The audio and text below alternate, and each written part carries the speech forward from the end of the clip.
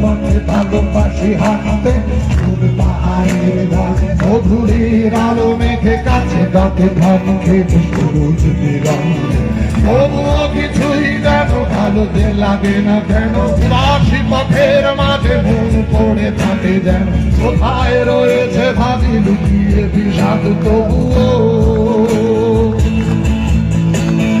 ভালো লাগে চিনি নৌকায় চড়ে ভাসতে, প্রজাপতি গুলো হাঁস ভালো লাগে দেখতে, জানলার কোণে বসে